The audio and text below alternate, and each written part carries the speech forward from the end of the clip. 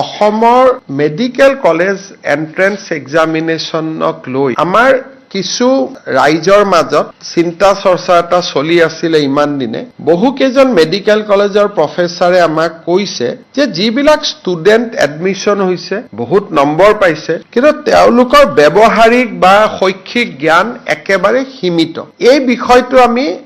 special ব্ৰাঞ্চক আজি 1.5 বছৰ মানৰ পৰা ইনকুৱাৰী কৰাৰ কাৰণে আমি নিৰ্দেশ দিছিলো তেখেতসকলে আমাক জনালে যে মেডিকেল কলেজৰ এন্ট্ৰেন্স এক্সামিনেশ্যনৰ এক্সামিনেশ্যন চেণ্টাৰবিলাক মেইনলি প্ৰাইভেট ইনষ্টিটিউট বিলাকত আছে এতিয়া আমি তিনটা সিদ্ধান্ত লৈছো কেন্দ্ৰীয় চৰকাৰক অনুৰোধ কৰিবৰ কাৰণে যে এইবাৰ মেডিকেল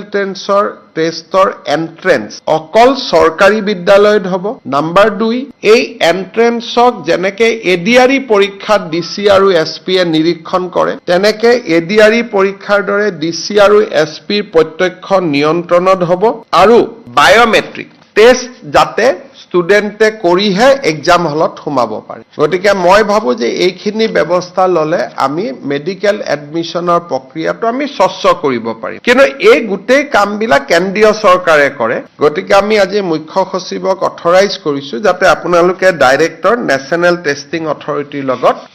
যোগাযোগ কৰে আপুনি আৰু কেবিনেটৰ সিদ্ধান্তখিনি